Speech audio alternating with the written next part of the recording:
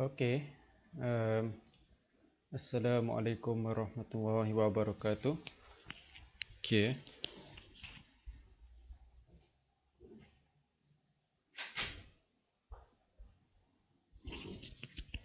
Okey, so harap semua boleh dengar dah. Okey, kalau ada soalan macam biasa boleh tanya dekat live chat YouTube ni. So kalau ada soalan Ana akan nampak lah kat sini. So Ana akan jawab lah terus kalau ada soalan lah. Alright. So nak tengok jap untuk kelas 1 IA. Okey, 1 IK. Sekejap nak tengok 1 IK.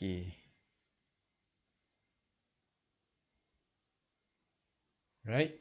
So nak tengok ada 3 orang. Okey, so hari ni kita kalau tengok tajuk sejarah tingkatan 1 bab 8 tamadun Islam dan sumbangannya KSSM. Okey. So sebelum tu macam biasalah. Apa ni kita akan tengok dulu apa benda yang kita akan belajar. Okey. Sebelum ni kita dah belajar semua apa ni daripada bab 1 kan.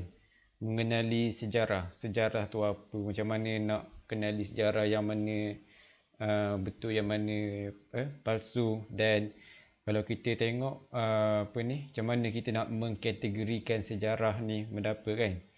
Dan macam mana nak kenal siapa yang tokoh-tokoh dalam sejarah ni kan. Dia kata sejarah ni benda apa. Dan habis bab pengenalan kepada istilah sejarah dan ciri-ciri dia sendiri, termasuk pada bahan dia lah, konten dia lah. So dia cerita maknanya untuk KSSM dia tukar kepada apa ni, zaman air batu. Cerita dah cerita lah, zaman air batu ada apa, perubahan sel kan.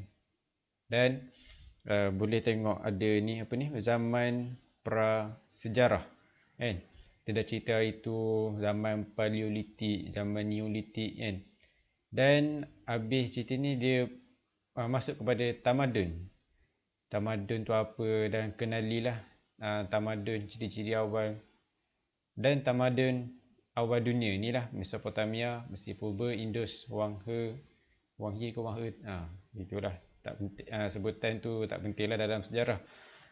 Sebab maksudnya dalam tak penting dalam sejarah untuk dijawab dalam exam lah. Bukan sebutan tu sebenarnya yang betul tu penting untuk pengetahuan. Maknanya kalau tanya orang Cina Wanghe ke Wanghi, jadi istilah tu penting lah. Tapi dalam mengenai exam dia tak tanyalah bagaimanakah cara sebutan yang betul. Tak ada lah. Dan 5.2 perbandingan sumbangan awal, sumbangan tamadun awal. Alright. Tamadun awal ni apa yang dia buat. Alright. So mungkin ada lagi yang terkapai-kapai tak dapat link, Ana share balik. Alright, Ana dah share. Airi dah tolong share. Thank you Airi. Airi dah share dekat group 1IK 2020 generation. Alright, thank you Airi. So dan kita masuk kepada tamadun Yunani dan Rom kan. Kita kenal tamadun ni, tamadun Yunani dan Rom. Cerita tamadun Yunani dan Rom ni antara tamadun yang terhebat lah dekat dunia, yang terkenal lah kan. Dan tamadun India dan China. Habis bab ni dia masuk kepada bab lain lah. Dia tak ada kronologi sangat, tapi dia maknanya yang mirip pada tamadun dua ni, tamadun India dengan China lah kan. Sebab ini empat tamadun ni antara yang terbesar lah dan memberi kesan yang besar kepada dunia kan. Dan hari ni kita nak bincang lah kan, tamadun Islam kan. Cerita tamadun orang pula, cerita tamadun kita dulu sepatutnya tak. Tamadun Islam, kita kenal tamadun Islam ni macam mana kan. Okey. So kita tengok, kalau yang ada buku teks tu lah, kalau tak tinggal sekolah tak ada cerita lah kan. Kalau nak tengok dalam telefon, tengok mana dah pernah bagi PDF file PDF sama je yang Ana bagi ni. So kalau yang PDF file ni tak silap Ana buka ke muka 168, tapi yang dalam buku teks 158 dah. Alright. Kita ke tamadun Islam dan sumbangannya. Kalau siapa tak kenal, ni gambar Kaabah lah Kita tak kenal. Pakai tak kenal belaka. Ni gambar Kaabah lah. Orang tawaf keliling dia tak kan. Keliling apa? Ada tawaf tu lah. Empat jenis tu kan. Tawaf sunat, tawaf benda lagi. Itulah selamat datang, selamat tinggal lah dia lah kan. Tak apa nak ingat, cek balik dalam buku macam mana. Alright. So, zaman sebelum kedatangan Islam menampakkan corak hidup yang dibentuk yang dibentuk tanpa kepimpinan Nabi. Maknanya Nabi ni orang yang hebat lah kan.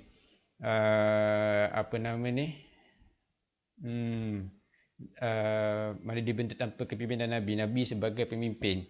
Dan kalau kita dah masukkan bab ni dalam kelas, so nak ulang balik, especially yang tak pernah datang sekolah lah kan, macam kelas 1 IK, Amir lah kan, siang ke Amir sakit kan. So nak harap Amir ni boleh tengok lah kan.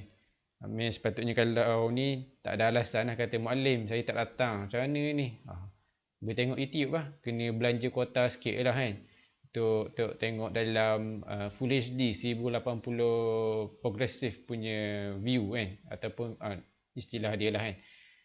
So nak dengar ni benda sama je Ana terang dalam kelas, cuma dalam kelas tu Ana terang dengan lebih detail. Kadang tak terbabas, terjauh sangat pun ya juga.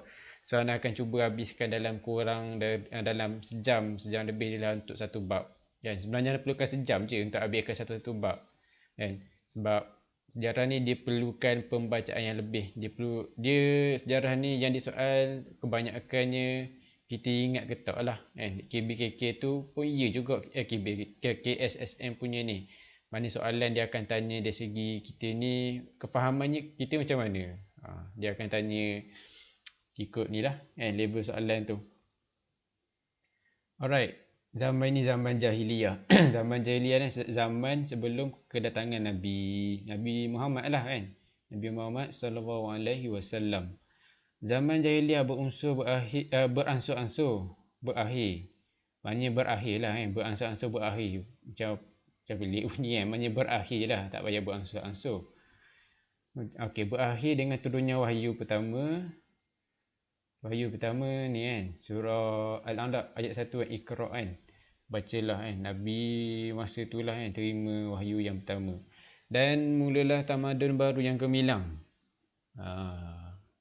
Maknanya bermulalah kan zaman tu. Zaman yang gemilang dengan adanya Nabi Muhammad. Nabi Muhammad nanti kita akan tengok sekali lagi dah kan. Sebab sekali lagi dah cerita dalam kelas. Maknanya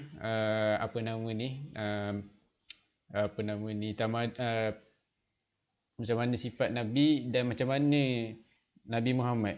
Dalam bab ni dia banyak menceritakan ketokohan Nabi Muhammad lah. Nabi buat apa kehebatan Nabi kan. Tamadun Islam telah berkembang seterusnya pada zaman Khulafa ar-Rasyidin dan kerajaan Islam lainnya, sehingga memberikan sumbangan besar dalam bidang politik, ekonomi dan sosial. Apakah yang anda akan pelajari? Inilah kan, boleh tengok latar belakang kemunculan tamadun Islam, ketokohan Nabi Muhammad, sumbangan tamadun Islam. Sumbangan tamadun Islam ini politik, ekonomi dan sosial. Dan last sekali kepada seni bina. Right, ni boleh baca lah. Kepentingan maknanya elemen apa nak belajar ni. Maknanya nilai murni lah. Rumus kepentingan menghargai sumbangan, menghuraikan nilai murni, membincangkan ciri kepimpinan, menerapkan kepentingan, ciri unik dan seni bina Islam. Itu je lah. Yang pentingnya kita pada tanya tu kita boleh cerita lah. Latar belakang masyarakat Arab sebelum kedatangan Islam. Pada umumnya masyarakat Arab sebelum kedatangan Islam mempunyai pertempatan dan cara hidup yang berbeza dari segi pemerintahan, ekonomi dan sosial. Mereka tinggal di kawasan semenanjung Tanah Arab yang dikelilingi oleh padang pasir Syam di sebelah utara, kan? Laut Arab di selatan, Teluk Parsi di timur, kan? Dan Laut Merah di barat. Terdapat beberapa wilayah seperti Hijaz, Najd, Yaman dan Hadramaut. Ada tak dalam peta? Tak semua ada. Alright, so dia nak highlight kat sini yang penting. Ada ni, Yaman, Hadramaut, apa lagi? Yaman ada. Yaman, Hadramaut, Najd dan Hijaz. Hijaz ni lah. Hijaz termasuk pada 3 tempat tu, kan? Mana tadi? Alright, di kawasan tengah atau wilayah Hijaz terdapat 3 ibu kota penting. Hijaz ni wilayah, ibu kota ada 3, faham? Mekah, Madinah dan Taif. Dia 3 lah. Tu je dia nak cerita. Ketiga-tiga ibu kota ini terletak pada kedudukan yang strategik. Biasalah, dia tak lain. Biasa kalau ni banyakkan dah sebut kata Melaka, strategik ni, strategik ni, strategik. Itulah jawapan dia. Kadang pusing-pusing je. Kadang nak ingat ni kita cari persamaan yang pernah kita dengar sebelum ni. Dia kata kedudukan strategik. Kalau dah pernah belajar bab Melaka, dia kata Melaka ni strategik, Johor ni strategik, Singapura ni strategik. Biasalah. Mana ada orang cari yang tak strategik tak? Maknanya kedudukan yang betul-betul lah, kan? Macam orang nak tangkap ikan, takkan orang main tangkap ikan kat longkang tepi rumah.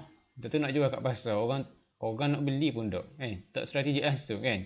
Ikan kat situ mana ni? Itu pun ikan pun hak yang orang dah buang macam-macam dalam tu tak? Orang buang dia, orang kencing dah ni, buang yang besar lah, macam-macam lagi. Lepas tu pergi jual kat pasar. Memang tak beli dia orang kata, kan? Contohnya gitulah.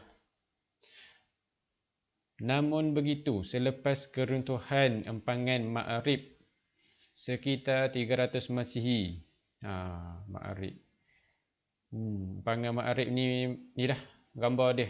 Empangan ni biasalah empangan air lah, takkan empangan elektrik pula, kan? Empangan empangan air. Maknanya berlaku kemerosotan ekonomi dalam masyarakat Arab. Kehidupan sosial yang lemah menyebabkan masyarakat ketika itu tidak mewarisi ilmu dari zaman sebelumnya. Sosial yang lemah maknanya selepas zaman, maknanya lepas runtuh ni ada ekonomi masyarakat pun menjunam ataupun jatuh lah, kan? Tapi sebab dia menjunam, tapi dia tak boleh nak bangkit balik. Sebab apa tadi nak bangkit balik? Sebab dia tidak mewarisi ilmu dari zaman sebelumnya. Zaman sebelum bila tu? Zaman hak yang tok nenek dia lah, agaknya gitulah maksudnya, kan? Logically macam tu lah. Oleh sebab itulah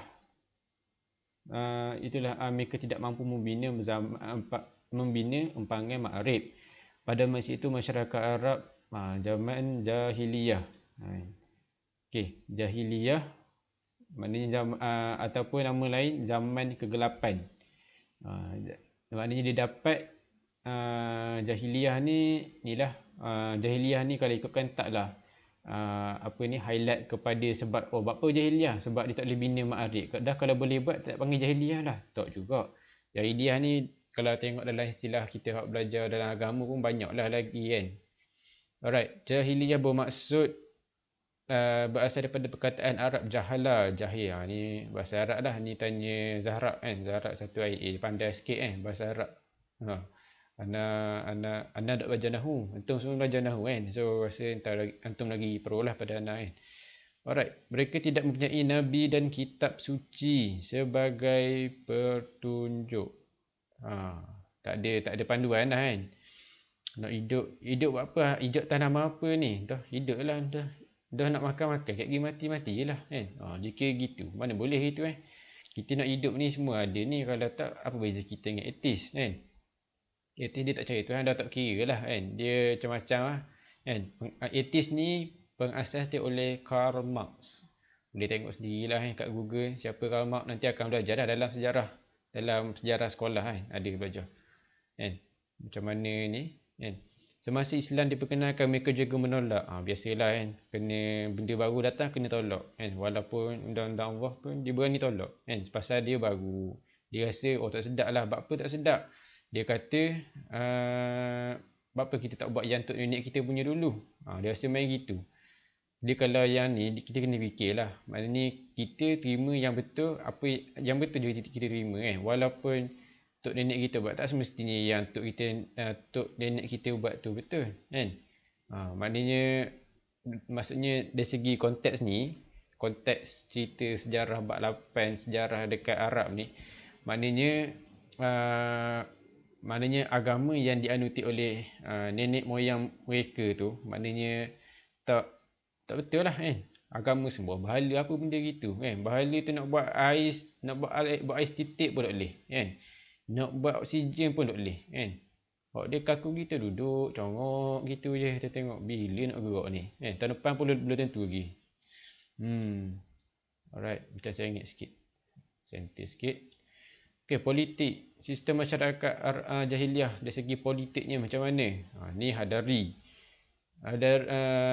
Terbahagi kepada dua kabilah. Kabilah ni benda pula. Kabilah ni suku bangsa, kaum. Bila tengok glosari bawah tu. Alright. Masyarakat Arab sebelum kedatangan Islam hidup dalam kelompok kumpulan kabilah, kaum Hadari dan kaum Badui. Hadari duduk kat kota dan menjalankan perniagaan dan memiliki binatang ternakan. Badui nomad dan ternakan. Badui kat sini dia tak dinyatakan dia duduk kat mana, tapi beza Hadari dengan Badui, satu nomad, satu tak nomad. Tu je lah. Jangan tambah pandai-pandai pula tambah dalam dia ni. Soalan kemungkinan khawatiri salah kan. Salah tak ada masalah, dia panggil fakta error, factual error, English kan. Mereka mengamalkan sistem kabilah yang diketuai oleh seorang syekh, tok ketua lah kan. Tok tua kan, Ustaz Azhar kata. Seorang syekh yang dilantik sebagai ketua mestilah disukai ahli kabilah matang. Ni biasalah. Ni seorang ketua, takkanlah ketua tak matang dah. Ni ketua pun macam dia ni tak matang dah. Sikit benda salah sikit merajuk tu masalah. Berani takkan tak penakut pula. Suka depan, nak cakap depan pegang mic berakut. Bukan gitu. Dia sanggup mempertahankan puaknya dan pandai pidato. Pandai pertahankan puak. Pertahankan puak maknanya hopefully yang pertahankan puak ni kalau puak dia betul lah. Kalau puak dia salah jangan sokong pula kan. Alright. Okay, kalau boleh yang komen kat YouTube ni biarlah komen berfaedah Kalau tak fokus lah kan. Penyataan masyarakat berkabilah adalah berdasarkan keturunan yang diistilahkan sebagai semangat asabiyah. Semangat asabiyah ni semangat, kalau ikutkan semangat macam kita kata macam contohlah macam semangat kenegerian. Contohnya Kelantan. Pasal apa Kelantan? Pasal dia cakap Kelantan saja. Kita tak faham. Dah nampak sangat siap-siap Kelantan contohnya orang kata gitu. Ataupun Terengganu. Jumpa Terengganu, mu nak pergi Guana, dah Guana gitu. Waktu bahasa Terengganu. Kalau faham pula dia guna koi kan, dia guna istilah koi. Itu dia nak tahu je, lain nak tahu lah. Tak tahu sangat lah kan. Kalau dia ada logat juga, cuma logat dia mungkin dia tak seberapa terkenal lah mungkin lah kan. Sebab kalau tengok cerita pun, cerita yang tema Kelantan ada, tema Terengganu. Contohnya Polis Evo kan. Apa pernah tengok Polis Evo tu lah kan. Dia apa nama ni, Polis Evo punya ni lah cerita. Dia berkisarkan, maknanya dia mengambil tempat di Kuala Terengganu kan. Kan ada yang logo tulis Allah selamatkan Terengganu kan. Dan Kelantan contohnya cerita apa tu, baru lagi keluar tu, cerita Bayang ke benda, tak ingat nama cerita tu kan. Dan itulah, ada lagi cerita lain Ana tak ingat, Ana bukan tengok sangat pun, cuma kebetulan ada orang buka, adalah tengok. Tak ada orang buka tak tengok lah kan. Alright. Maknanya semangat asabiyah ni semangat kauman lah. Macam maknanya berasa ni lah, berasa dia ni hebat lagi, apa ni, masyarakat apa ni, kaum dia hebat lagi, gitulah. Mereka bermegah-megah dengan kabilah masing-masing. Mereka juga sering berperang untuk merebut kuasa. Biasalah main ni lah, contohnya macam geng apa ni, geng gangster lah kan, contohnya dia berlawan sama dia nak test siapa lagi kuat, gitulah contohnya. Dan di kawasan Mekah terdapat kaum Quraisy yang mentadbir dan memajukan perdagangan.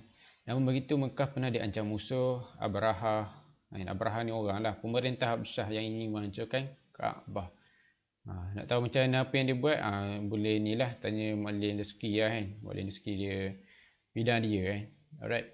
So pentadbiran di Mekah diuruskan oleh badan atau jabatan yang mentadbir beberapa bidang dengan tugas tertentu seperti Darun Nadwah. Ini nama ni lah, nama tugasan dia lah kan.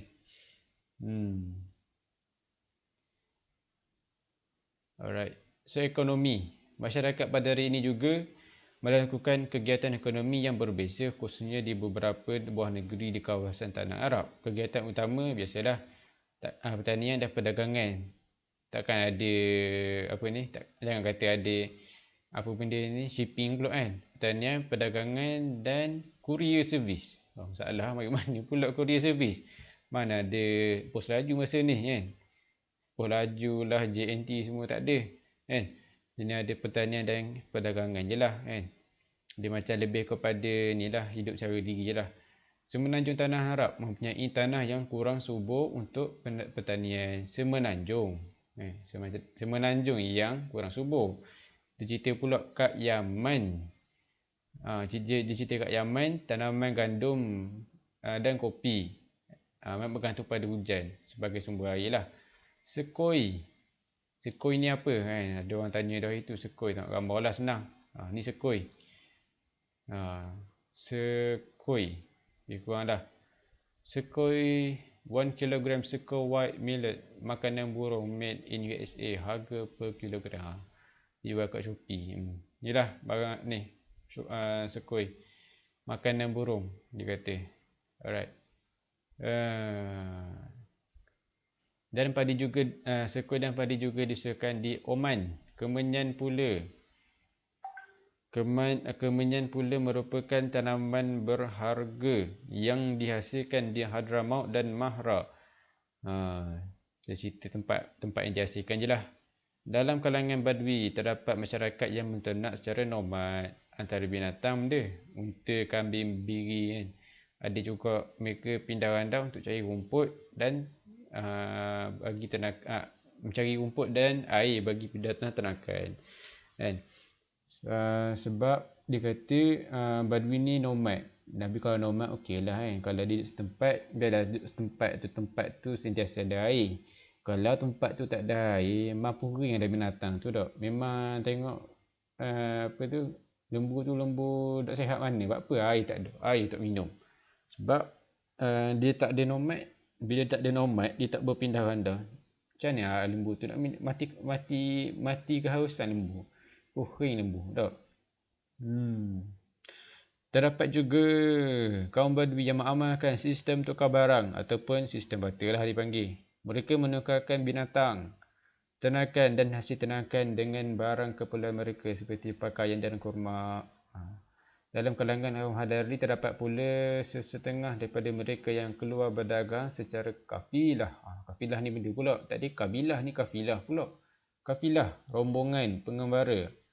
Maknanya tim lah kan. Satu tim. Macam kita tim. Anda ambil contoh itu tim konvoi. Contohnya pergi nikah tak. Kita tak pernah pergi keluri nikah kan. Ada siapa yang pernah pergi lah, siapa tak pernah. Siapa yang tak pernah tu kena cuba pernahkan lah kan. Maksudnya dia pergi beramai-ramai untuk satu rombongan pengantin. Contohnya anda ambil contoh Akil lah kan. Akil kan, dia nak nikah dah bila? 5 tahun lagi contoh lah kan. Kalau nikah sungguh bagus lah tak salah pun. Maknanya contohnya Akil ni dia pergi kahwin orang Perak contohnya. Tak kisah orang Arab ke orang Perak kan. Maknanya bila tu dia akan perlukan ni lah. Takkan dia pergi seorang, kata buat apa seorang mari kan, tak ada family lain ke kan. Dia pergi dekat apa ni, pergi kat apa ni Perak tu, lalu ke LPT satu, lepas tu jumpa dengan saudara lain dekat KL. Buat apa kawan saudara akid dia semua dekat KL kan. Lepas tu lalu ke Highway Plus pergi ke Perak kan. Pergi ramai-ramai, takkan pergi seorang kan. Nampak sangat macam oi, buat apa dia ni ke gaduh dengan ni, macam-macam lah. Jadi timbul persoalan isu pula, gaduh dengan adik-beradik ke buat apa ni. Right. Okay. Akhirnya kau nak marah-marah air dia. So right. Okay. Dalam kalangan kaum Badui. Ni cerita dah dia kan. Okay. Okay, kurma Adari. Okay, ni dah ni. Okay, dalam pada peringkat awalnya, masyarakat Yaman memasarkan hasil dagangan dari Hadramaut dan India serta membawanya juga ke Syam dan Mesir. Sejak abad ke-6, masyarakat Hijaz menjadikan Mekah sebagai pusat dagangan yang baru. Penduduk Hijaz pula membeli barang dari Yaman dan Habasyah lalu menjualkannya di Syam dan Mesir. Ketika itu, laluan perdagangan merentasi benua yang dikenali sebagai laluan sutera dalam menghubungkan pedagang Arab dan China, India dan Asia. Laluan sutera ni dekat ni lah. Dekat mana ni? Dia kata ada laluan sini tadi kan. Jadi ke Mekah. Ni. Bukan. Mana itu ada kita baca.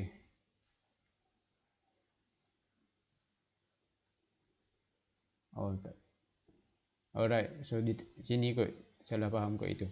Okey, laluan perdagangan melintasi benua dikenali sebagai laluan sutera telah menghubungkan pedagang Arab Cina ni dibagi tahu masa tu ada laluan lah kan.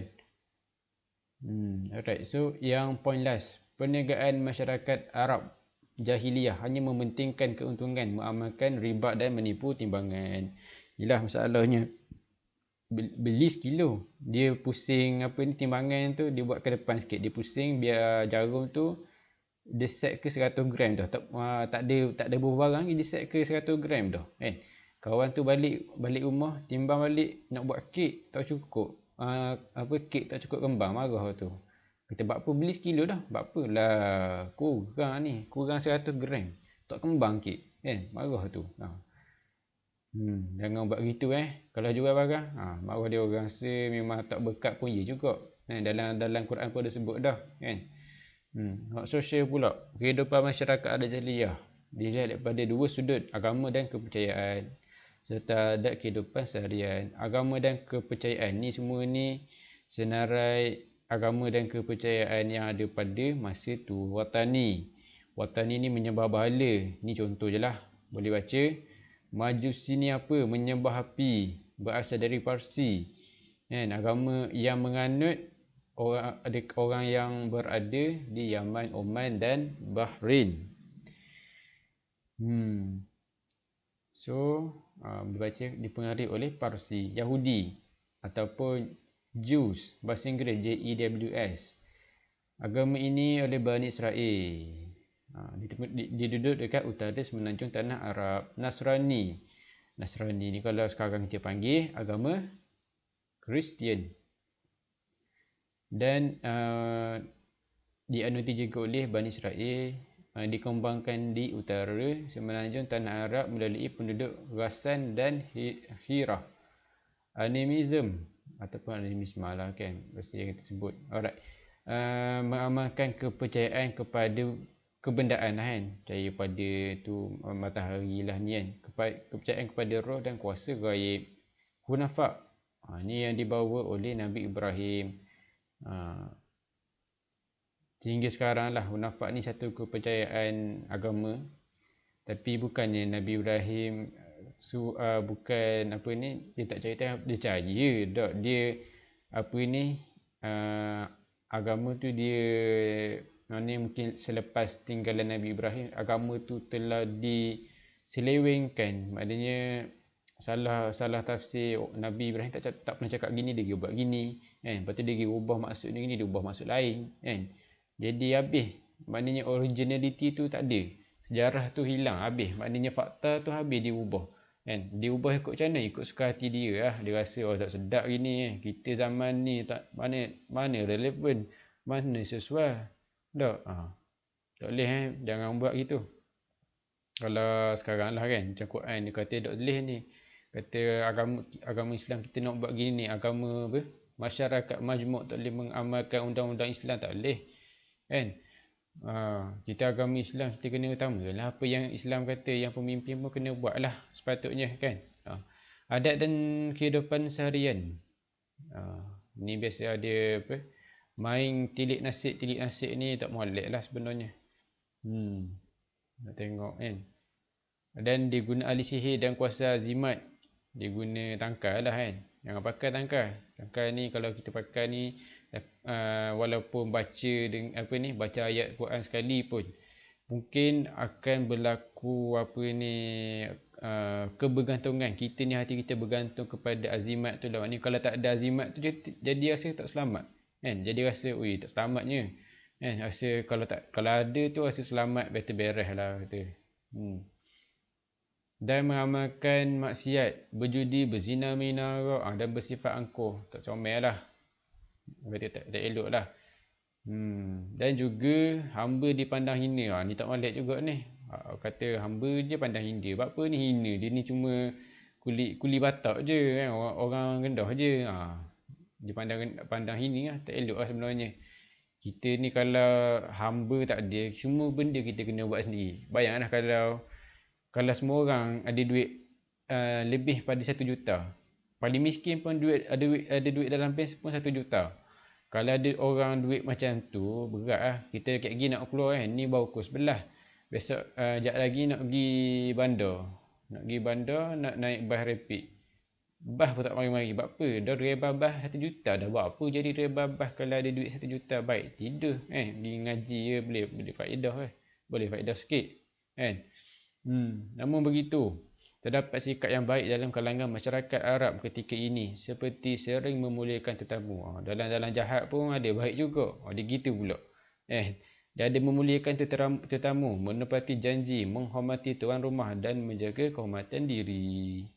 Dijaga kebaikan dirilah. Dia sanggup menghadapi kesukaran dengan kegigihan. Malahan mereka sanggup mengorbankan kepentingan diri sendiri untuk tetamu golongan miskin dan lemah. Contohnya, mereka akan pasang api di tempat tinggi untuk membantu pengembara yang sesat. Kalau pasang apa ni, kena pasang lah api tempat tinggi kan. Maknanya kalau orang nak mari, mana dah sampai ke jauh lagi ni, ke belah ke salah jalan ni kan.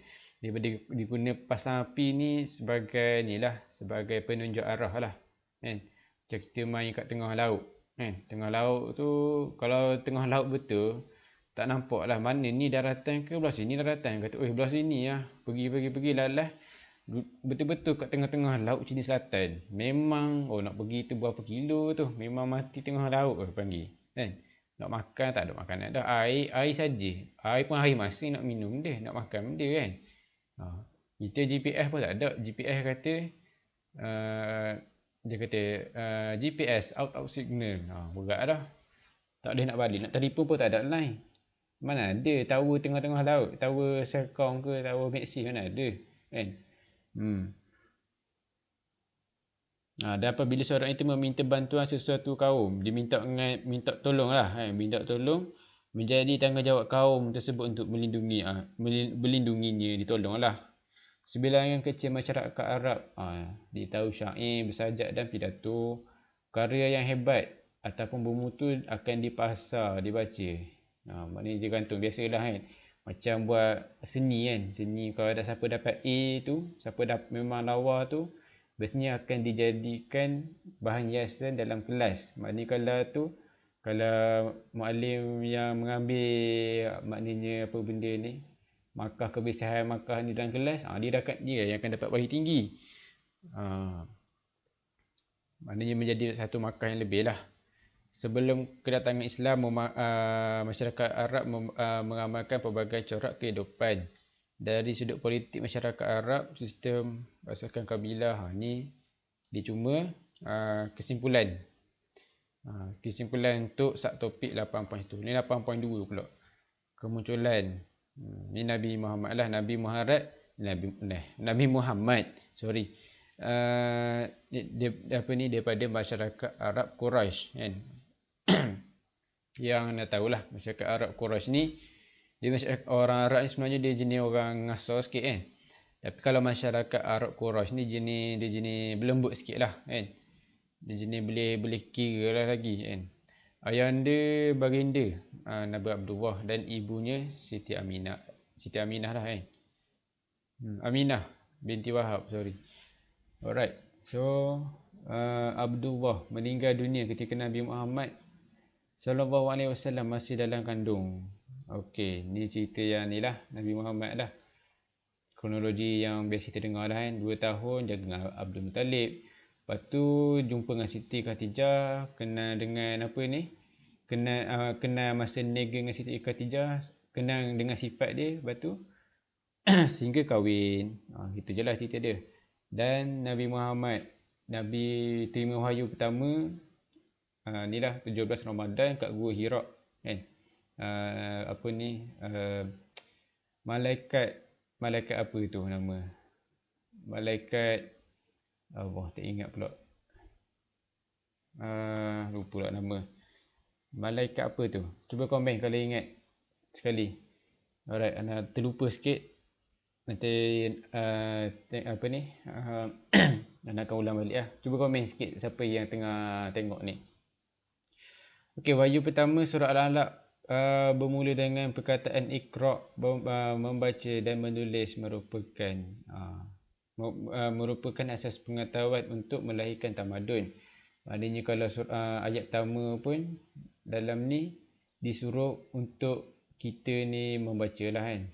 Dan ayat kedua, wahyu yang kedua, surah Al-Mudassir diturunkan kepada Nabi Muhammad sebagai pensyarah Nabi Muhammad sebagai pesuruh Allah.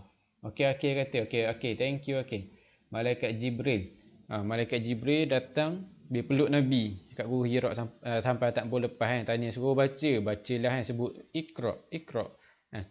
Nabi Jibril dia tak boleh lepas kan, dia peluk sampailah Nabi boleh baca kan, dan dilepaskan. Nabi pun balik diselimutkan oleh Siti Khatijah bini dia kan, peluk diselimutlah, menggigil, kata mendapat pulak, kata kan, mari peluk ni kan, peluk yalah satu lembaga yang peluk kan. Macam mana tu wallahu a'lam lah, tak diceritakan secara mendalam. Dan cerita pula dakwah Nabi secara rahsia. Orang yang tak awal masuk Siti Khatijah, maknanya dia ambil secara persendirian dululah. Siti Khatijah, Ali bin Abi Talib, Zaid, Abu Bakar As-Siddiq. Dan mereka ni antara orang yang hebat lah kan. Takkan dia lantik orang yang tak hebat. Dia lantik orang yang hebat untuk dilantik untuk sebagai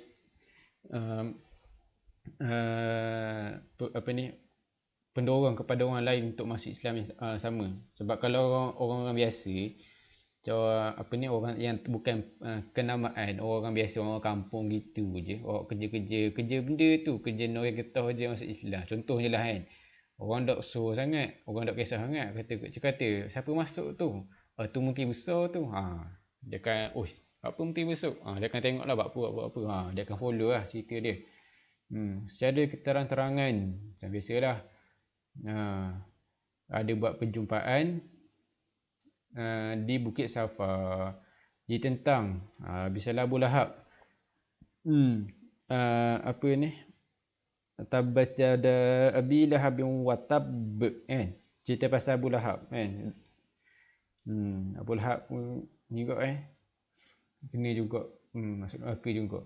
Ya. Dan rumah Abu Lahab last sekali dijadikan sebagai tandas. Baginda begitu tabah menghadapi tentangan. Biasalah. Bagi tujuan penyebaran, Nabi Muhammad kemudian berhijrah ke Madinah dan diangkat sebagai pemimpin. Biasalah. Dan Nabi buat Piagam Madinah, perlembagaan. Piagam Madinah ni perlembagaan atau undang-undang, bahasa undang-undang lah, peraturan. Dia lagi. Cari yang sinonim kan, cari yang perkataan lain untuk describe. Maknanya kalau tak faham perkataan ni, cari perkataan lain yang kita faham kan. Cari dalam kamus Dewan ke Kod Pandai lah kan, dan juga kita faham. Melalui sifat terpuji, siddiq, amanah, tabligh, fatanah. Ni biasalah rajin belajar dah dulu, so nak akan skip je. Ni gambar ni bukan Nabi ni utusan yang dihantar, dan ni raja lah baca. Orang kata Al-Kisah Al-Kisah, maka tersebutlah kisah. Dia menceritakan apa Islam tu, apa benda kan. Islam ni apa, Islam ni agama yang baik, agama yang macam mana, ceritalah kan. Dari segi dakwah, Islam telah berkembang tanah Arab dan di luar tanah Arab, tersebar melalui utusan ataupun duta lah kan, ke Rom, Parsi, Mesir dan Habsyah. Nabi Muhammad tak paksa mereka memeluk Islam, tapi menggunakan cara diplomasi. Diplomasi ni bincang lah kan. Ni dia main balas lalu, bincang dulu. Ni main tak ada benda-benda, main tumbuk dulu contoh. Tapi Nabi Muhammad kalau nak dakwah, dia kena diplomasi. Maknanya kena discuss dulu, bincang. Tak nak tak apa, gitu je lah. Macam kita nak suruh orang semayang sunat, orang semayang sunat malas sekali kan. Kawan kita kan, kita kata mayang lah sunat sekali ni, mayang duha lah, mari semayang sunat ni. Kalau kawan tu kata tak mau, biar je lah. Janganlah batal esok ajak lagi, gitu je lah. Ajak gitu je lah. Jangan hari ni tak nak, mu ni apa, kata ke dia. Memang dia memang tak nak punya. Alright, so penyebaran Islam pada zaman Khulafa Ar-Rashidin. Ni zaman selepas kewafatan Nabi Muhammad lah kan. Zaman Khulafa Ar-Rashidin, kita tengok yang seterusnya dululah. Lepas Khulafa Ar-Rashidin, Bani Umayyah, Bani Abbasiyah dan Bani Utsmaniyah. Ini nanti akan belajar lebih dalam lagi lah rasanya, untuk sejarah yang akan datang lah kan. Ni yang empat pemimpin tergolong lah pada zaman Khulafa Ar-Rashidin kan. Dan kalau tengok keempat-empat cerita ni, dia menceritakan apa sumbangan setiap pemimpin untuk menyebarkan Islam kan. Sama ada secara internal, secara dalaman atau secara luaran. Internal maknanya yang jenis macam ni, bayar zakat tak nak ke kan, ada masalah dalaman, ada orang bergaduh ke apa, settle belah dalam, selesai bahagian dalam. Kalau bahagian luar, contohnya dia mengembangkan agama kan, ataupun dia meluaskan wilayah Islam. Inilah tujuan dia. Alright, so boleh bacalah, anak akan skip pada ni. So ni kerajaan Bani Umayyah. Ini pun lebih kurang je sebenarnya, dia tak ada cerita. Dia menceritakan kat mana kat mana Islam tu tersebar je, tak ada apa sangat pun kan. Dia cerita berpusat kat mana kan, bertapak kat mana, persahabatan juga kat China. Boleh baca dah ni, yang berpusat kat Baghdad, Bani Abbasiyah. Bani Abbasiyah meneruskan kegemilangan dengan perkembangan ilmu pengetahuan yang pesat, sehingga berkembang ke Eropah. Islam juga berkembang ke Samaniyah di Transoxania, hingga ke barat India. Dan Turki Uthmaniyah pun lebih kurang sama je, dia menceritakan macam mana perkembangan Islam kan. Dan cerita tambahan lagi, pengaruh Turki Uthmaniyah sampai ke alam Melayu.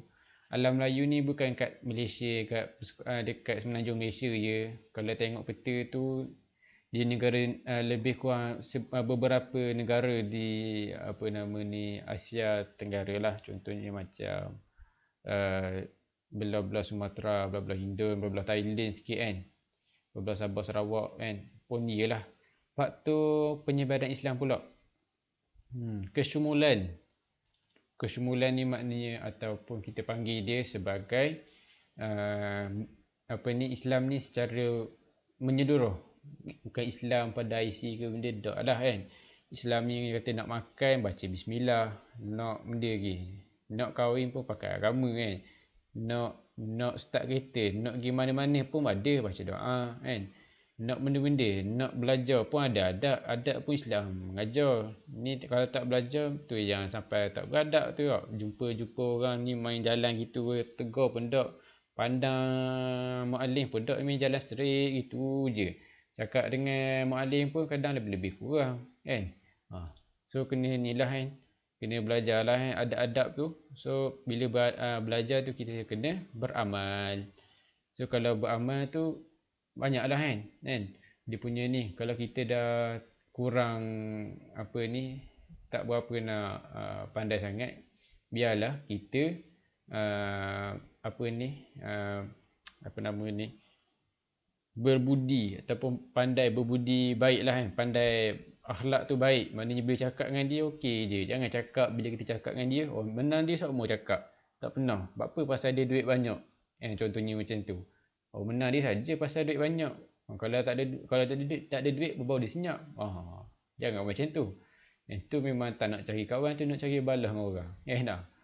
Islam tidak menolak kesyumulan Islam. Menjadikan tamadun Islam berjaya membentuk masyarakat yang maju. Biasalah. Maknanya kat sini kesyumulan Islam dia menceritakan dari segi lebih konteks yang lebih besar lah. Yang nak cerita bagi contoh itu konteks yang lebih kecil, lebih detail, lebih terperinci lah. Kat sini dia bagi contoh perbandaran dan pembangunan ekonomi. Maknanya kalau ke Islam ni bukan bab agama nak belajar pergi semayang gitu je tak. Maknanya dari segi pembangunan pun ya kan. Dari segi ni tak adalah agama Islam je jeng. Tak boleh nak buat bangunan buat apa. Mana ada suruh buat bangunan. Suruh ngaji je, suruh belajar, suruh beramal. Tak Jangan pandai-pandai tafsir sendiri. Okay. Prinsip keterbukaan. Open. Siapa nak, tak nak. Siapa yang siapa nak terima Islam okey, siapa tak nak terima pun okey. Jangan orang tak boleh terima tinggi pukul dia. Buat apa tak masuk ni? Tak nak tak nak masuk Islam. Saya tak suka. Pukul dia. Jangan kesamaan. Atas jadi inilah keadilan lah dan dia punya keserasian lah. Dakwah yang betul lah, cara betul. Jangan cara yang baik ni, jangan cara yang tak elok cara yang teruk cara dakwah kan. Diplomatik, berhubungan baik lah dan menarik minat orang Islam. Perdagangan dan hubungan yang baik antara pedagang Arab dengan pedagang luar di Asia dan Afrika memudahkan. Biasalah, maknanya kalau berniaga ni sambil-sambil niaga tu mari ceritalah. Orang kata pakai benda tu, baca benda kat mulut tu. Orang akan tanyalah, minat dah orang nak tanyanya kan. Pembukaan wilayah baru kan. Maknanya buka barulah Islam tu semakin terbesar. Ni kalau Islam negara besar Singapura nak pergi sampai ke US UK tak ada lah. Dia kena sikit-sikit lah dulu. Inilah ringkasan lah. Ketukahan Nabi Muhammad sebagai pemimpin. Nabi sebagai pemimpin negara. Ini yang telah dinyatakan dalam Quran dan hadis lah kan. Kita tengok Nabi sebagai pemimpin negara. Ya ke tak? Ya. Tengok dipecah kepada dua. Lokal dengan international. Tempatan dan antarabangsa. Ketukahan Nabi tempatan. Nabi buat benda.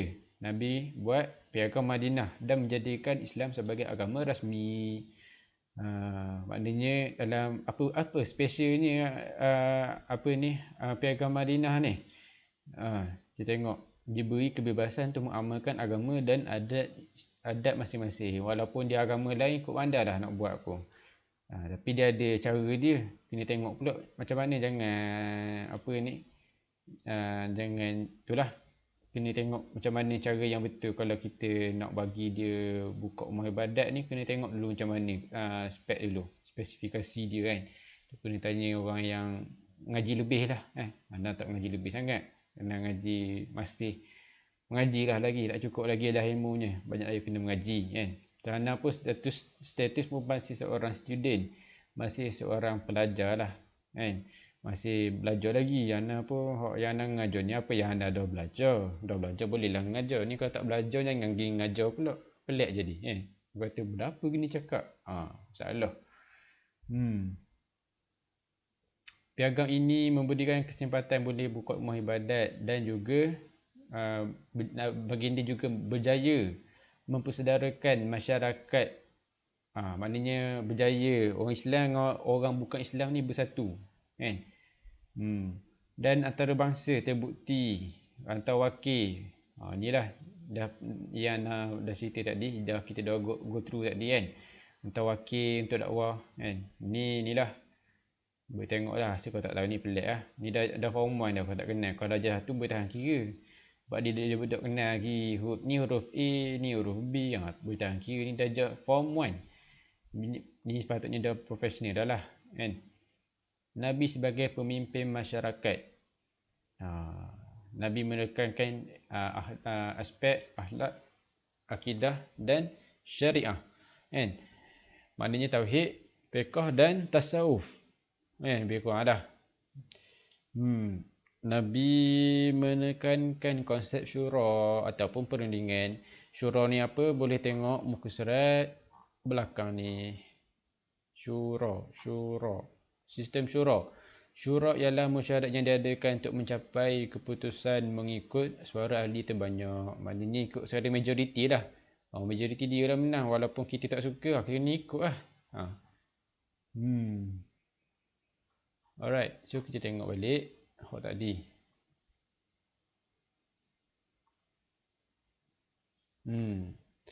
Menyatukan kaum Muhajirin dan Ansar.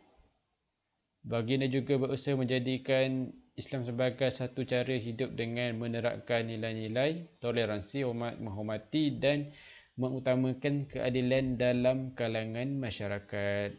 Inilah. Maknanya kalau kita cerita nak banyak ceritakan apa Nabi tunjuk. Nabi sebagai pemimpin, kena ceritalah Nabi Muhammad. Apa yang Nabi Muhammad sebagai pemimpin? Nabi sebagai pemimpin, apa ketokohan Nabi? Apa yang Nabi bagi contoh kepada kita untuk faham dan sebagainya lah. Pembangun ekonomi, perdagangan dan hubungan luar. Nabi Muhammad menggalakkan hubungan perdagangan antara negara Islam dengan Madinah dengan kawasan lain. Kedudukan Madinah yang terletak di antara Yaman dan Syam menjadikan aktiviti perdagangan bertambah maju. Pedagang di arah selatan menjadikan jalan ini sebagai jalan utama aktiviti perdagangan.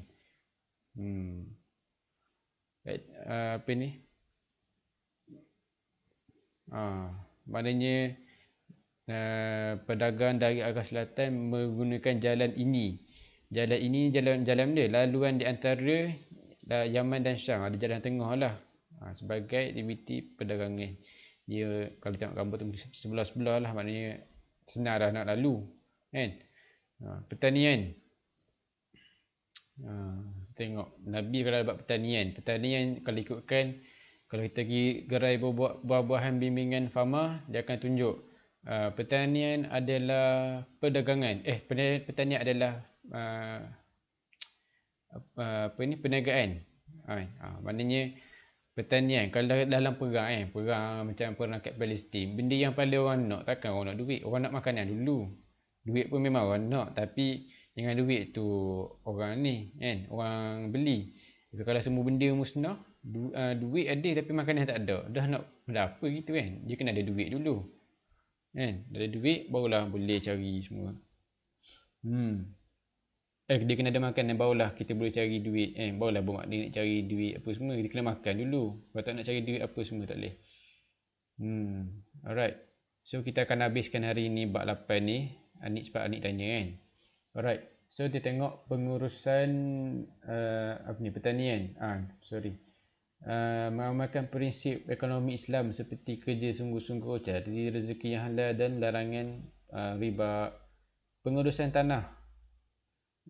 Nabi Muhammad menggunakan ekonomi dengan menggalakkan pembangunan semula tanah terbiar serta tebus semula tanah yang tergadai kepada kaum Yahudi. Maknanya dia ada masalah dengan orang Yahudi dulu. Nabi cuba restore balik, bagi balik. Dengan cara macam mana? Bincang balik dengan orang Yahudi macam mana nak buat, kan? Dah bagi balik, okey lah. Pembangunan pasar Al-Ansar, maknanya untuk pembangunan ekonomi umat Islam.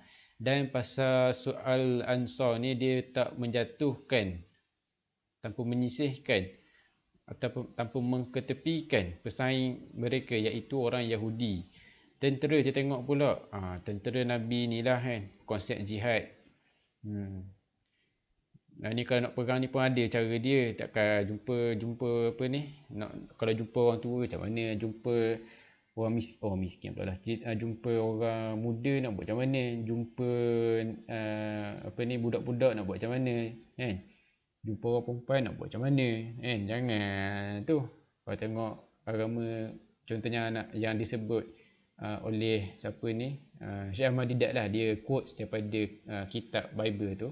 Dia dalam video dia lah kan, dia menceritakan apa nama ni, dia menceritakan lebih kurang dalam peperangan tu ambil lah yang perempuan yang mana kita suka dan bunuhlah yang mana yang telah disentuh oleh lelaki. Dia kata macam tu. Berat lah kalau kata gitu kan.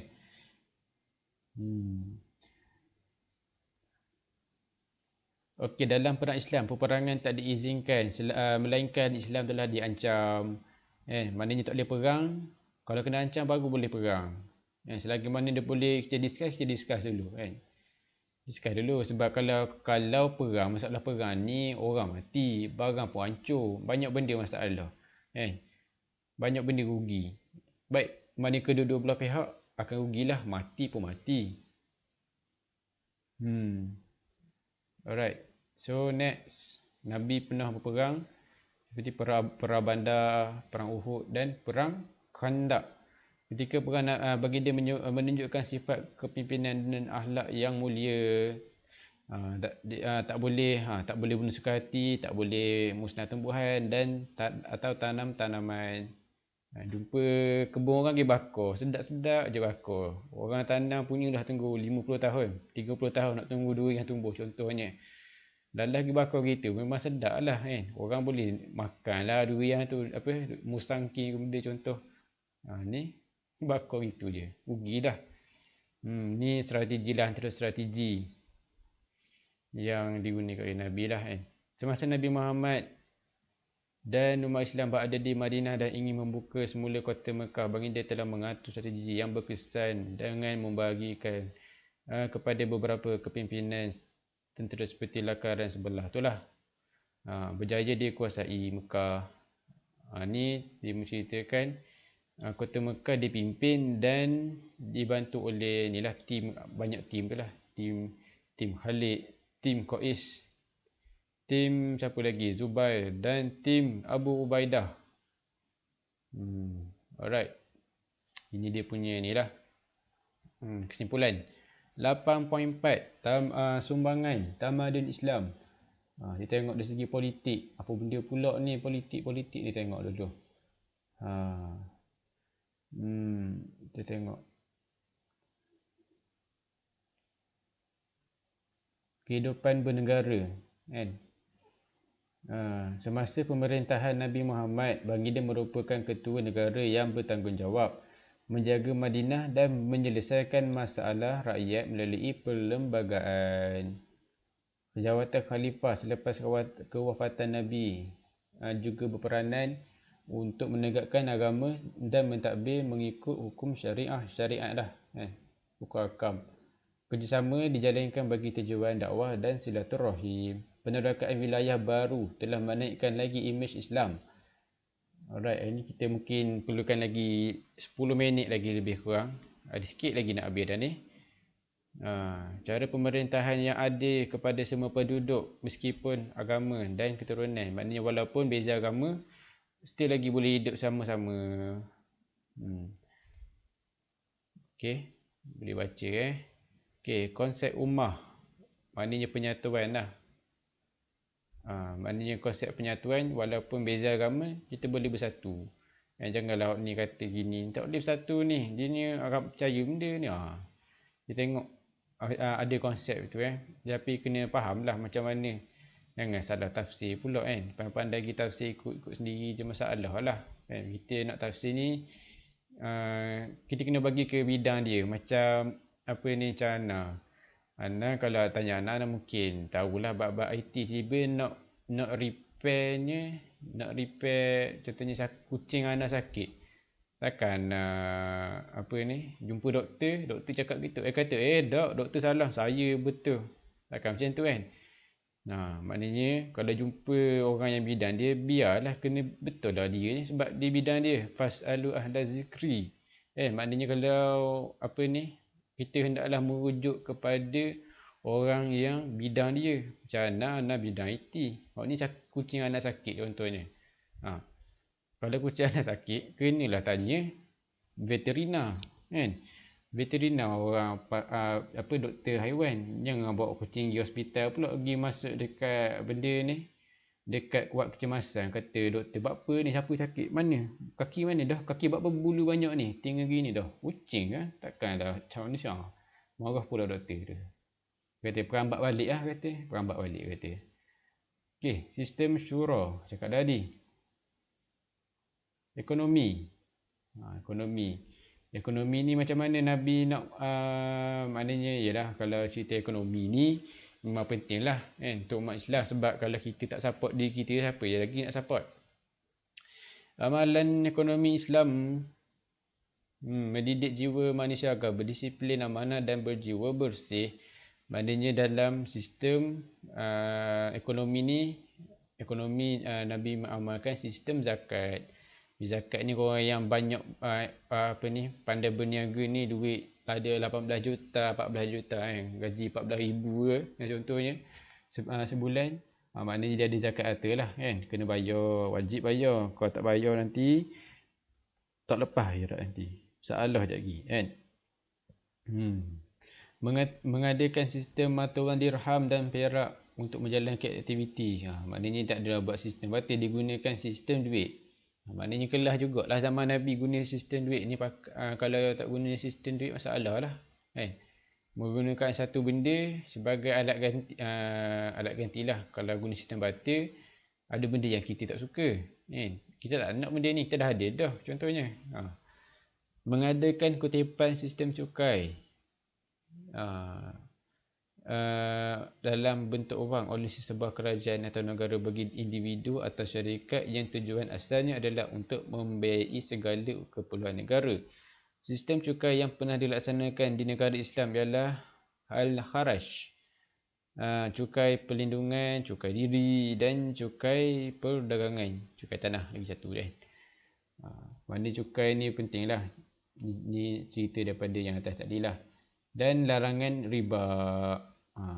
Dan dalam berniaga tak bolehlah kurangkan timbangan jangan cakap ada pusing-pusing pula pada benda apa gitu, boros kuat berbelanja kedekut kan.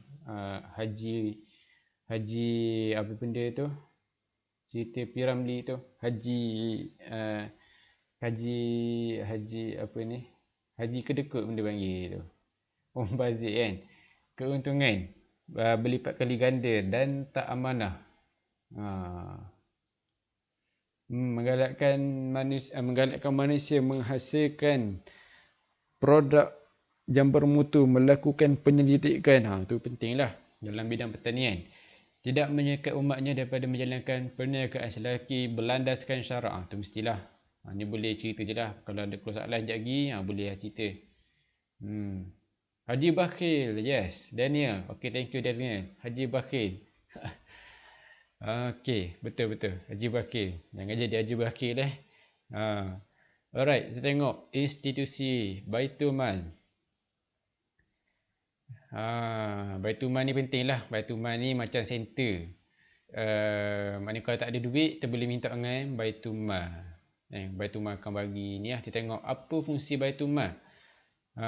Harta melalui zakat masyarakat, harta hak milik umat Islam yang tak terjejas penggunaannya, contohnya sedekah ni, wakaf dan wasiat, pelaburan dan saham yang dijual kepada umat Islam melalui institusi yang ditubuhkan oleh Baitul Mal. Okey, next, harga negara, contohnya cukai perdagangan, sumber kekayaan alam, cukai harta tanpa waris, harta daripada peperangan contohnya. Ini sumber ni lah, sumber kewangan, sumber bagi Baitul Mal dah dicerita ni. Segala harta warisan yang tidak dapat dihabiskan oleh waris atau tidak berwaris. So kalau kita tengok ni dia ada 6 poin. Mana sumber Baitul Mal dapat duit? Ni dah ada 6 poin ni. So kita tengok kalau fungsi Baitul Mal ni, tengok ni atas ni dia kata pembendaharaan negara. Yang mengurus kewangan untuk pembangunan negara. Okey, memesatkan apa benda pula ni? Memesatkan gedung-gedung perniagaan. Ini sambungan daripada Baitul Mal lah. Tengok warna pun disambung pada yang ni. Yang ni tak ada kaitan sangat kan, amal ekonomi ni. Kedatangan Islam ke Sepanyol telah menyebabkan terbina gedung-gedung perniagaan yang beroperasi mengimport barang-barang dari seluruh pelusuk ni. Asal pelusuk pula, tak pasti ajaan dia. Okey. Pelusuk dunia. Hebatlah kan. Alright. Maknanya bila Islam datang ke Sepanyol, maknanya banyaklah import barang. Sebab gedung-gedung ni banyak dah. Maknanya kalau ikut Sepanyol ni memang tempat yang hebat. So bila tempat hebat ni kita dapat, kita bolehlah buat tukar barang dengan lebih banyak lagi. Sebab dia Sepanyol ni barang Eropah lah kan. Maknanya perniagaan kita dengan belah barat tu lebih banyak. So bila banyak, lebih banyak dah hasilnya gedung-gedung. Maknanya untuk simpan barang ke apa, import export biasalah. Dan menyediakan kemudahan asas. Dalam bidang pertanian pula, orang Islam memperluas pembinaan sistem sadiran. Sistem pembayaran telah diperbaik untuk meningkatkan hasil pertanian. Okey, contohnya pembayaran Naurah di Syria. Kemudahan jambatan dan jalan raya yang lebih baik seperti di Sepanyol. Ni cerita dia, boleh baca. Okay. Sosial. Sumbangan tamadun Islam dalam bidang sosial adalah lebih seluas dan kekal sehingga sekarang. Ini terbukti dalam pelbagai aspek seperti mengangkat kedudukan wanita, memajukan penyelidikan saintifik, membesarkan kegiatan intelektual dan kemunculan ilmuwan Islam. Itulah cerita dia. Maknanya dia menceritakan dalam bidang sosial. Apa ni? Kita tengok satu persatu. Apa benda dia nak cerita? Islam mengangkat kedudukan maruah wanita. Apa benda?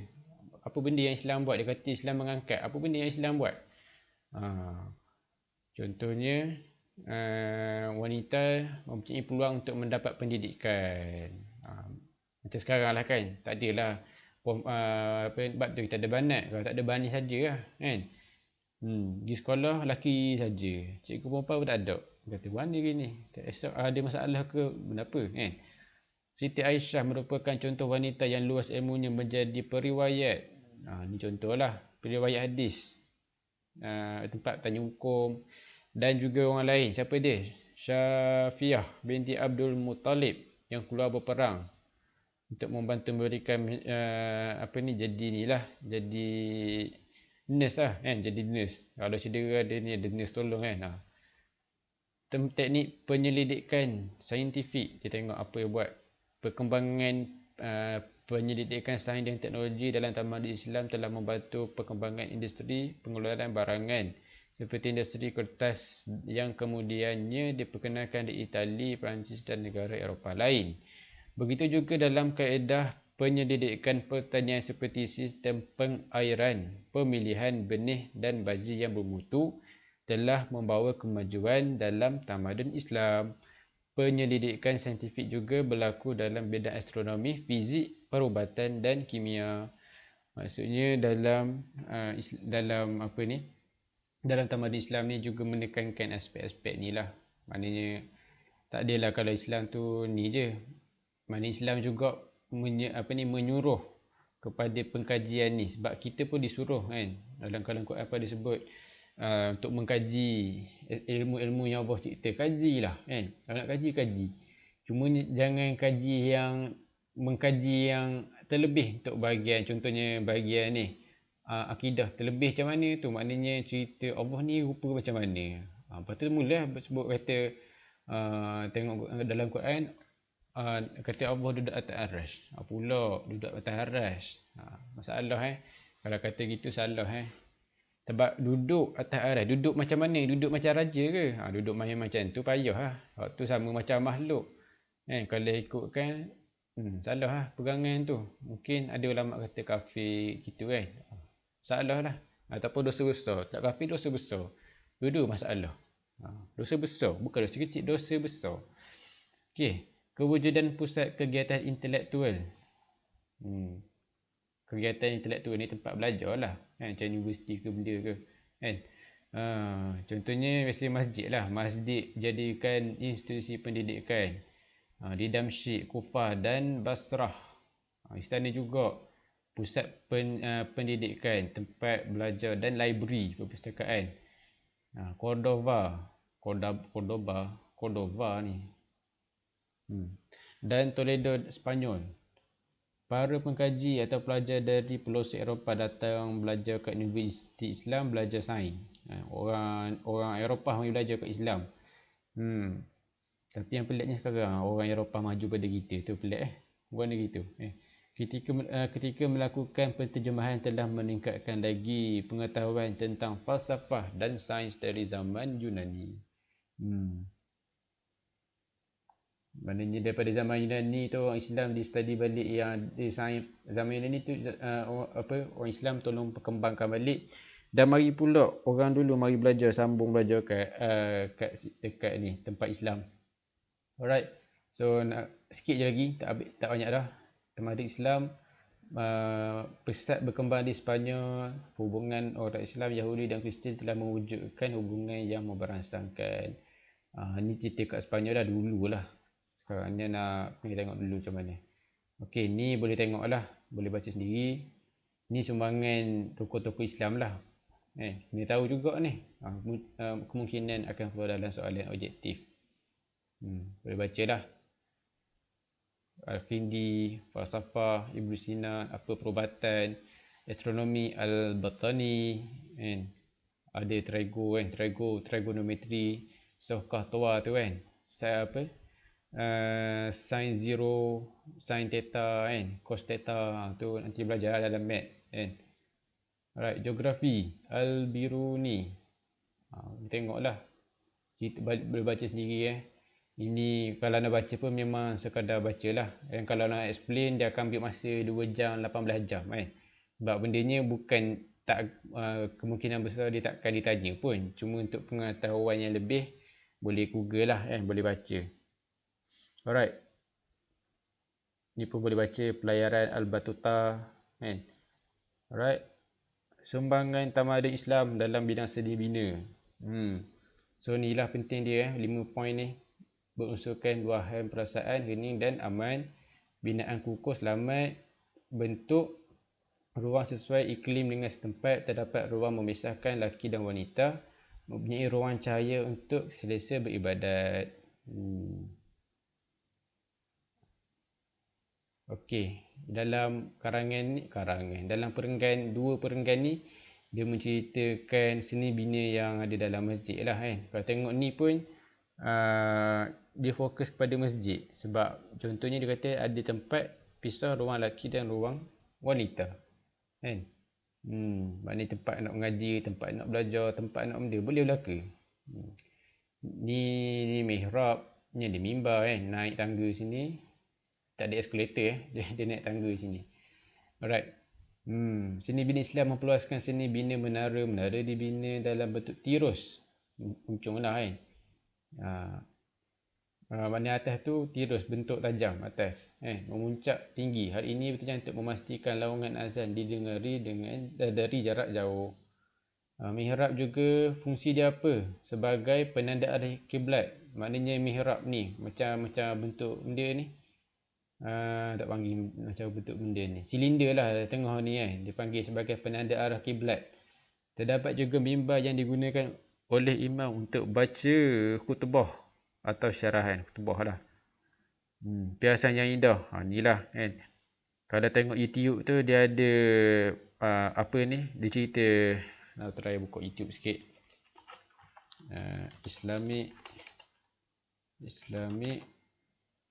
pattern build. Ada ke tak? Saya ada pernah cari hari tu.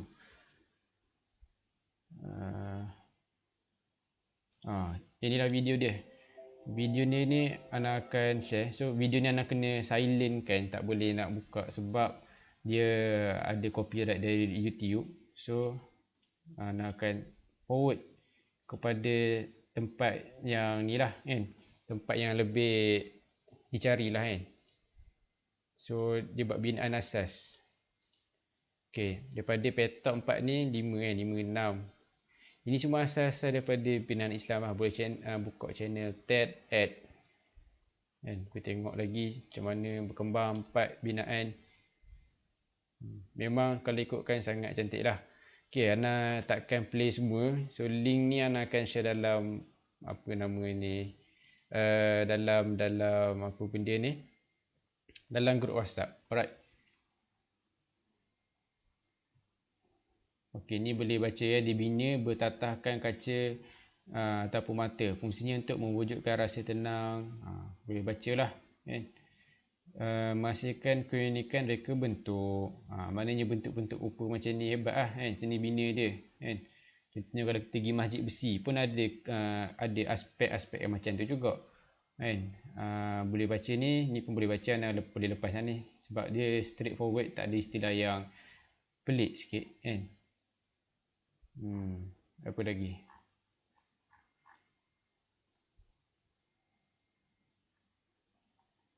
Estetika. Alright. Kat sini dia bagi tahu mempunyai elemen estetika. Kita tengok estetika.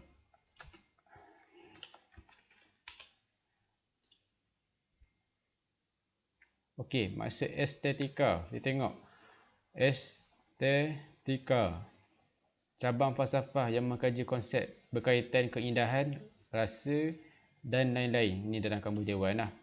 Maknanya cabang falsafah, ia satu pemahaman lah, konsep yang berkaitan sesuatu yang hebat lah. Falsafah ni yang kita kata satu idea lah kan. Elemen yang indah lah, maknanya kalau kita mempunyai elemen yang cantik ataupun indah. Menggalakkan penghayatan nilai estetika binaan dengan ukiran arabes. Bawah ni ada cerita arabes tu benda. Arabes, corak hiasan pada catan. Catan ni tanya siapa ni ajar ni? Tanya Muklimah Nisa baru Muklim siapa tak ada dah. Tanya dia catan ni benda apa? Boleh tengok lah. Alright. So arabes ni apa? Motif kaligrafi, geometri dan seterusnya lah. Dan sikit lagi ada reka bentuk dengan iklis setempat kan. Maknanya kita tengok Melaka balik Malaysia pula dah kan dia cerita. Dia tengok tak adalah, kalau kita pergi masjid dekat China, kat China tu dah kan. Pergi kat China, rupa dia, kubah dia lain sikit. Rupa dia macam kubah bentuk tu lah, atap-atap dia lah kan. Ini boleh baca sendirilah. Budaya setempat. Ni contoh ni Masjid Huangshenxi, Guangzhou, China. Ni masjid ni, bukan tokoh ni, bukan masuk dalam tu ada Tok Sami ni, tak ada. Dalam ni ada masjid lah, ada Tok Imam Melaka dalam ni. Pergi kat China, jangan pergi sana dak sembahyang Jumaat pula. Apa dak pergi ni? Pasal tak ada masjid. Jangan buat gitu, cek molek. Boleh baca ni masjid.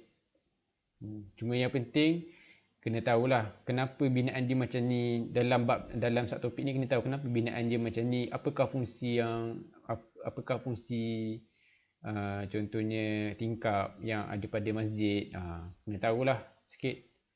Alright, dan ni pun boleh baca pintu gerbang, pintu utama kan. Alright. Dia kata benda sumbangan tambahan Islam dalam bidang seni bina dapat dibuktikan melalui ciri-ciri seni bina yang unik dengan fungsinya yang pelbagai, sehingga kini seni bina menjadi simbol kegemilangan tambahan Islam untuk dihayati oleh generasi seterusnya. Dia cuma bagi tahu memang lawa lah, memang banyaklah sumbangan tamadun Islam dalam bidang seni bina ni kan. Kalau kita pergi masjid ada bentuk kubah macam tu kan. Kita tengok dekat dinding masjid ada macam ni. Tengok dekat ni ada jenis petak-petak berulang-ulang kan. So sebenarnya dia asal daripada situlah kan. So kesimpulan dia boleh baca lah kan, masyarakat Arab dan macam mana masyarakat Arab dan dia punya penyebaran dan risalah macam mana tersebar kan pemerintahan, dan kita tengok seni bina dari segi sumbangan dari segi bidang politik, ekonomi dan sosial, dan akhir sekali kita tengok yang kita cakap tadi, seni bina dalam Islam. Alright, so macam biasalah, so kena buatlah soalan ni, dan untuk bab 8 ni kita akan hantar pada bulan 8. So ada sebulan lebih, dia baru 25 Julai. So ada 31 campur berapa hari ni? 6 hari. Bulan ni 31 kan. So 31 campur 6, ada 37 hari lagi untuk siapkan. So 27 Julai ni jangan lupa semua yang tengok ni hantar buku. Hari lain Ana tak terima. Alright. So soalan 1, soalan 2, soalan 3, soalan 4, soalan 5, soalan 6, soalan 7. Soalan 7 ni soalan 7 tak payah lah. 7 kena lukis pula, tak payah. Jadi ambil masa pula nak lukis. Alright, rasanya tu saja. Okay, ni bibliografi siapa penulis dan dia punya rujukan lah kan. Rujukan dia ambil kat mana kan, cerita-cerita ni ambil kat mana ni. Ni dah rujukan dia. Alright, index ni dah kat mana nak cari tajuk apa. Ibnu Khaldun ada kat sini. Alright. So Akil tanya bila Muallim nak sikim buku teks. Okay, bila Muallim nak? Dia tanya, okay, Ana nak buku, kalau kata buku tulis hantar pada hari Isnin ni. So Isnin ni sebelum balik tu kelas 1 IK, 1 IA semua kena hantar, semua atas meja. Okay, Ana tak terima kalau hantar 28 Julai ke atas, Ana tak terima. Ana akan terima pula bila bulan 8 dan Ana akan rimak lewat hantar. Jangan risau, memang akan rimak lewat. Ana akan tanda lewat hantar. Kan? Alright. So ada soalan lain? Okey, kalau tak ada, terima kasih siapa yang hadir sekarang ni, dan moga-moga video yang daripada bab berapa ni, bab 4 sampai bab 8 ni moga-moga membantulah kan. Alright. So Ana sudahi dengan ni dah, dengan doa. Bismillahirrahmanirrahim. Alhamdulillahirabbil alamin, wassalatu wassalamu ala sayyidil mursalin wa ala alihi washabihi ajmain. Allahumma aftah alaina futuhal arifin. Allahumma alimna ilma akadamin wa fahimna famas sabiqin warzuqna ruqat talibin. Allahumma zidna ilma wa alhiqna bis salihin. Wa sallallahu ala sayyidina Muhammad wa ala alihi washabihi wasallam. Walhamdulillahirabbil alamin.